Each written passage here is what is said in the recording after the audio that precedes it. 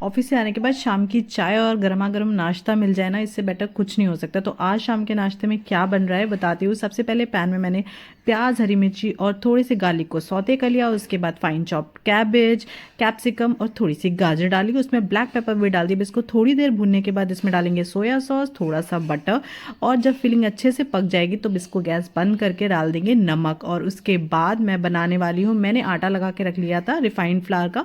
उसके बाद अब इसमें सिर्फ नमक डाला था और कुछ भी नहीं। इसको कट करेंगे। मैंने स्क्वायर में कट किया, स्टफिंग डाली और रोल शेप में इसको पैक कर दिया। और बस सारे ऐसे ही रेडी करने, और उसके बाद मैं इसे एयर फ्राई करने वाली हूँ। आप फ्राई भी कर सकते हैं, शैलो फ्राई भी कर सकते हैं। एयर फ्राई करने के लिए रख दिया। अब इस पर थोड़ा सा ऑयल लगाएंगे और बस उसके बाद मैंने 170 पे 15 मिनट्स के लिए फ्राई किया, दोनों साइड से थोड़ा थोड़ा बीच में। और बन के गर्मा गर्म तैयार हो गए थे। बहुत टेस्टी बने थे, क्रिस्पी थे बहुत अच्छे से, और अंदर की फीलिंग बहुत टेस्टी थी। सिंपल सी, आप भी ट्राई करिए, बहुत जल्दी बन जाते हैं। और वीडियो अच्छा लगे तो लाइक कर दीजिए। Thank you.